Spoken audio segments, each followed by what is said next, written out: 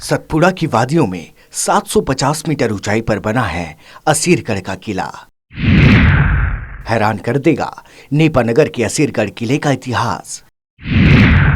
किला देखने में जितना सुंदर, कहानियां भी उतनी रोचक।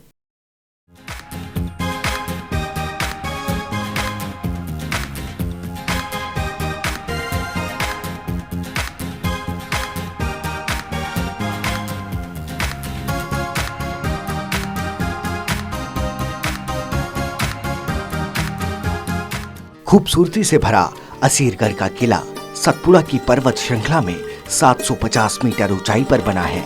यह भव्य किला बुरहानपुर जिला मुख्यालय से 20 किलोमीटर दूर इंदौर इच्छापुर हाईवे पर है। इस किले की मुख्य बात यह है कि जिसने भी अपनी ताकत से इस किले को जीतना चाहा, उसे मुंह की ही खानी पड़ी।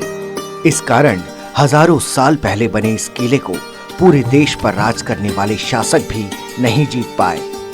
जितने भी शासक रहे हैं, इनमें सब ने छल कपट से ही इस किले पर विजय पाई।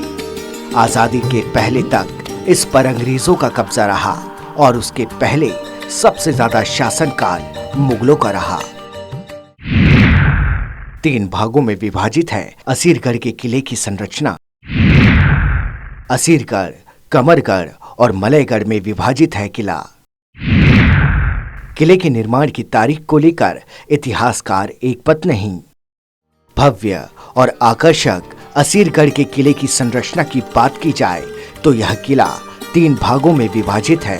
ऊपरी हिस्सा असीरगढ़, बीच का हिस्सा कमरगढ़ और निचला हिस्सा मलयगढ़ कहलाता है।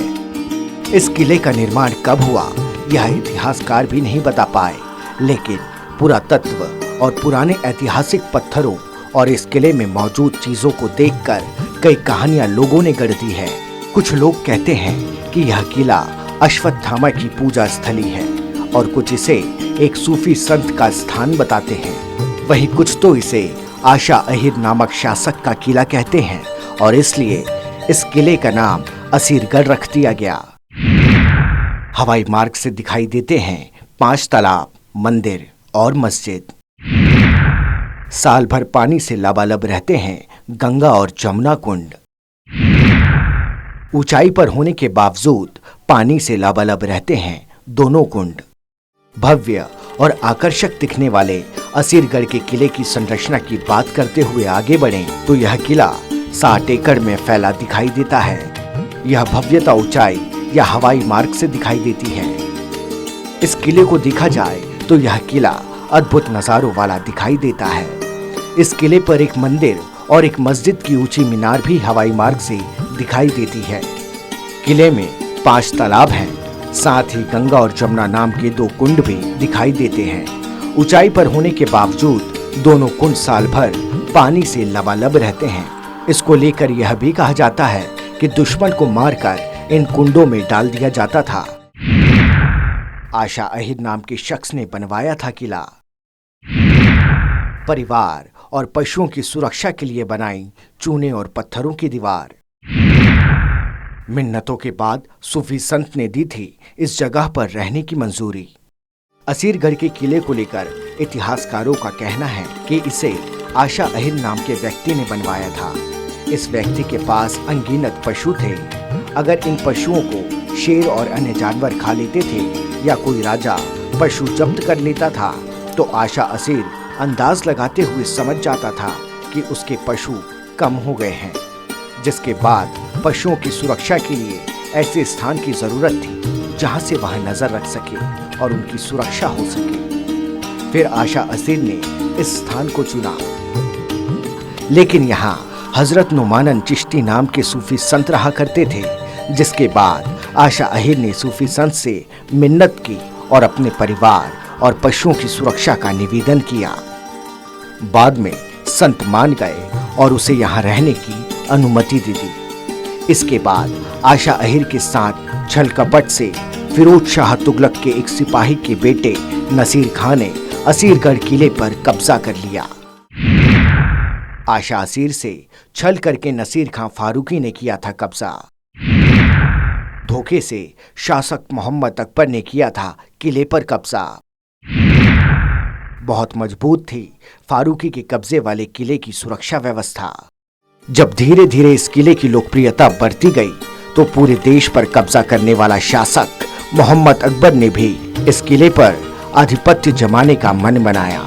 फिर क्या था, मोहम्मद अकबर ने अपनी सेना को असीरगढ़ किले के लिए भेजा, लेकिन बहादुर शाह फारूकी के कब्जे वाले इस किले की व्यवस्था इतनी दुरुस्त और शक्तिशाली थी कि इस पर कब्जा जमाने के लिए अकबर को 6 महीने तक किले के नीचे खड़ा रहना पड़ा था।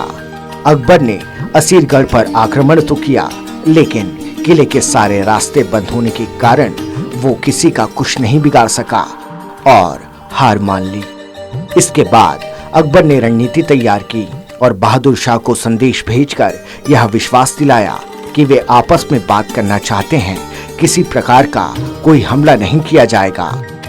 बात करने के लिए बहादुर शाह फारूकी किले से बाहर आया तो उस पर पीछे से हमला कर दिया गया और जख्मी हालत में गिरफ्तार कर बंदी बना लिया और अकबर ने छल से 17 जनवरी 1601 ईस्वी को किले पर विजय प्राप्त कर मुगल शासक का झंडा फहरा दिया। उसके बाद भी शासक आए, लेकिन अंत में 1904 ईस्वी में अंग्रेजी सेना ने निवास किया। महाभारत युग के अश्वत्थामा से भी जुड़ी है किले की कहानी। किले में भटककर अश्वत्थामा करता है मुक्ति की प्रार्थना। गुप्तेश्वर महादेव मंदिर में पूजा अर्चना करता है अश्वत्थामा। महाभारत के एक महान योद्धा अश्वत्थामा की कहानी भी असीरगढ़ के किले से जुड़ी हुई है। ग्रामीणों का मानना है कि असीरगढ़ के किले में आज भी अमर अश्वत्थामा भटकता है और मुक्ति की प्रार्थना करता है। असीरगढ़ के किले पर बने प्राचीन शिव मंदिर में प्रतिदिन अश्वत्थामा आकर शिव जी का पूजन करता है। बुजुर्गों का कहना है कि अश्वत्थामा शिव मंदिर में आकर मोक्ष की कामना करता है।